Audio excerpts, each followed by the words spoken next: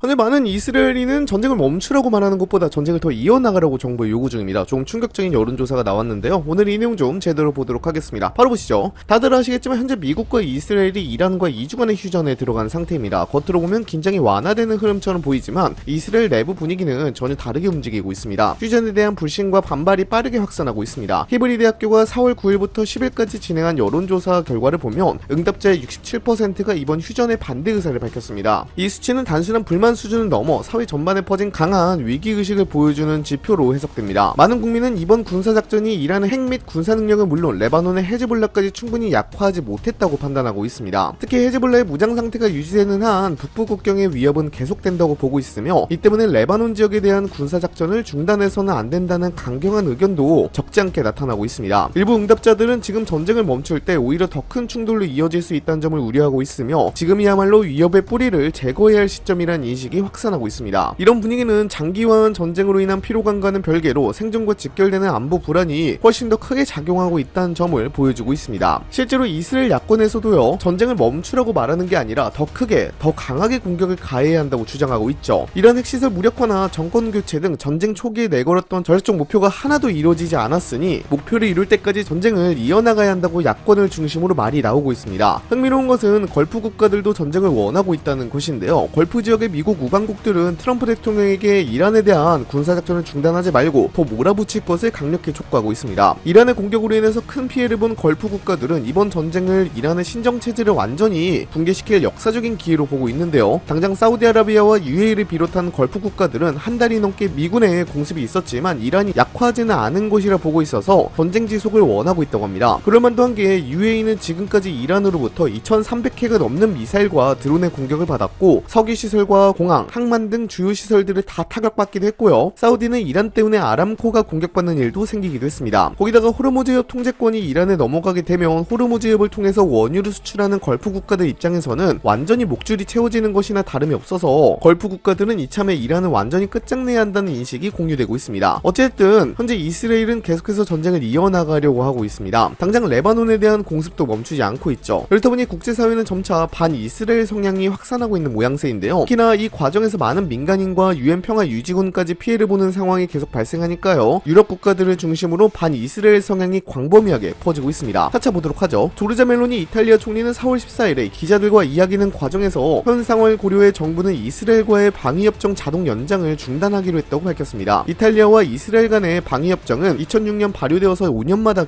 갱신됐는데요. 최근에 이스라엘이 레바논에서 이탈리아 UN 평화유지군 차량에 경고 사격을 하는 사건이 있었는데 이 사건을 계기로 양국 간의 관계가 파탄이 나버리게 되었습니다. 페드로 산체스 스페인 총리도 네타냐후 이스라엘 총리를 비난하며 생명과 국제법에 대한 경멸을 용납할 수 없다며 이스라엘을 규탄하고 이후에 이스라엘과의 협정 이행을 촉구하기도 했고요. 티르키예는 아예 네타냐후 총리를 보고 나치 독일의 히틀러를 빗대 비난했는데요. 티르키예 외무부는 성명을 통해 티르키예가 쿠르드족을 학살했다는 네타냐후 주장에 대해 근거 없고 파렴치한 허위 주장이라고 반박하면서 자신이 저지른 범죄로 이 시대의 히틀러로 묘사되어 온 네타냐후라며 이스라엘을 강하게 비난하게 됐습니다. 또 폴란드의 콘라트 베르코피치 국회의원은 이스라엘이 우리 눈앞에서 잔혹한 제노사이드를 벌이고 있습니다. 그들이 새로운 제3의 제국이며 국기는 이런 모양이어야 한다고 말하며 이스라엘 국기 한가운데 다윗의 별 대신 나치 상징을 그려진 그림을 공개하며 이스라엘을 강하게 비난했죠. 유럽에서는 유럽 시민 105만 명이 EU의 국제법 위반과 집단 학살 등을 이유로 이스라엘과의 협력 중단을 촉구하는 청원이 서명되기도 했습니다. 프랑스가 제일 많았는데 프랑스가 39만 8,145건, 이탈리아 25만 868건, 스페인 12만 4,305건, 독일 4만 4,850건, 폴란드 4만 2,890건 순이었습니다. 하지만 국제사회의 강한 압박과 비난에도 불구하고 이스라엘인들은 여전히 전쟁을 원하고 있는데요. 네타냐후 총리도 이에 질세라 이러한 비난을 받으니까요. 유럽은 나약하고 깊은 도덕적 취약성에 시달리고 있다. 정체성, 가치, 야만주의로부터 문명을 수호해야 할 책임을 잃어가고 있다고 역으로 유럽을 비판하는 모습을 보이기도 했고요. 홀로코스트 이후 많은 것을 잃어버린 유럽을 이스라엘이 지키고 있다며 미국을 비롯해 동맹국들과 함께 우리는 자신을 방어하는 동시에 전 세계를 지키고 있다고 강조하기도 했습니다. 또 이란 핵시설을 절대 악으로 규정하기도 했는데요. 이란 핵시설이 나중에 아우슈비츠와 같은 공포의 상징이 될 수 있다고 강조하기도 했습니다. 그러므로 이스라엘은 미래 세대가 과거를 후회하지 않게 하려고 지금 행동하고 있다며 전쟁의 정당성을 거듭 설파했는데요. 이렇다 보니 많은 이들은 네타냐후 총리의 이 같은 행보가 향후 이란과의 종전 협상에서 주요 걸림돌이 될 것을 우려하고 있습니다. 당장 그럴만도 한 게 이스라엘의 종전 협상을 깨기 위해서 보인 행보가 한두 개가 아닌지라 실질적인 분쟁 종식으로 이어질 가능성은 위험은 낮다는 전망이 나오고 있습니다. 지금 이 상황에서 더 주목해야 할 부분은 바로 이스라엘 정치입니다. 전쟁이 단순한 군사 충돌을 넘어서 이스라엘 내부 권력 구조까지 흔들고 있다는 점인데요. 현재 베냐민 네타냐후 총리의 지지율은 하락세를 보이지만 경쟁자로 꼽히는 나프탈리 베넷 전 총리의 지지율은 상승하는 흐름이 감지되고 있습니다. 이 변화는 상당히 의미가 큽니다. 왜냐하면 지금 이스라엘 정치에서 가장 중요한 변수는 경제도 아니고 복지도 아니라 바로 전쟁 수행 능력이기 때문입니다. 국민은 단순히 전쟁을 반대하거나 찬성하는 것이 아니라 누가 더 강하게 밀어붙일 수 있는지를 보고 있습니다. 특히 네타냐후 총리는 이번 전쟁을 통해 정치적 주도권을 유지하려는 모습을 보이고 있지만 전쟁의 성과가 기대에 못 미친다는 평가가 쌓이면서 오히려 역풍을 맞고 있습니다. 이란의 핵 문제도 해결되지 않았고 헤즈몰라 역시 여전히 건재하다는 인식이 퍼지면서 이대로 멈추면 실패한 전쟁이라는 프레임이 형성되고 있습니다. 이런 분위기 속에서 베넷 전 총리처럼 더 강경한 노선을 주장하는 인물들이 다시 주목받기 시작한 것입니다. 여기에 더해 이스라엘은 빠르면 9월에서 10월 사이 총선이 치러질 가능성이 높은 상황입니다. 문제는 이 선거가 평범한 선거가 아니란 점입니다. 지금 이스라엘 유권자들은 누가 더 잘 싸울 수 있는가를 기준으로 표를 던질 가능성이 큽니다. 이 말은 곧 전쟁이 길어질수록 정치 판도가 더 크게 흔들릴 수 있다는 의미입니다. 네타냐후 입장에선 전쟁을 멈췄을 때 정치적 책임을 떠안을 위험이 커지고 반대로 전쟁을 이어갈 때는 지지층 결집을 노릴 수 있는 구조가 만들어집니다. 이 지점에서 중요한 흐름이 하나 더 보입니다. 전쟁이 단순히 외부의 적을 상대하는 것이 아니라 내부 권력을 유지하기 위한 수단으로 작용하고 있다는 해석이 점점 힘을 얻고 있다는 점입니다. 실제로 네타냐후 총리는 오랜 기간 사법 리스크에 시달려왔고 전쟁 상황 속에서 재판이 지연되는 흐름이 이어지고 있습니다. 이런 상황이 맞물리면서 정치권 안팎에서는 전쟁이 끝나면 곧 정치 위기가 시작된다는 말까지 나오고 있습니다. 당장 베냐민 네타냐후 총리가 받는 혐의는 총 3건입니다. 이 가운데 2건은 자신에게 유리한 보도를 얻기 위해 이스라엘 주요 언론사들과 부적절한 거래를 했다는 의혹입니다. 언론 보도의 방향을 바꾸는 대가로 규제 완화나 정책적 혜택을 제공하려 했다는 내용인데요. 나머지 한 건은 억만장자로부터 약 3억 8천만 원 상당의 고가 선물을 받은 혐의입니다. 여기에는 시가, 샴페인, 보석과 같은 사치품이 포함된 것으로 알려져 있습니다. 근데 더 주목해야 할 부분은 이 사건의 시간입니다. 이 모든 혐의는 2019년 11월에 기소됐습니다. 지금은 2026년입니다. 7년이라는 시간이 흘렀습니다. 이 정도면 이미 결론이 나왔어야 하는 사건입니다.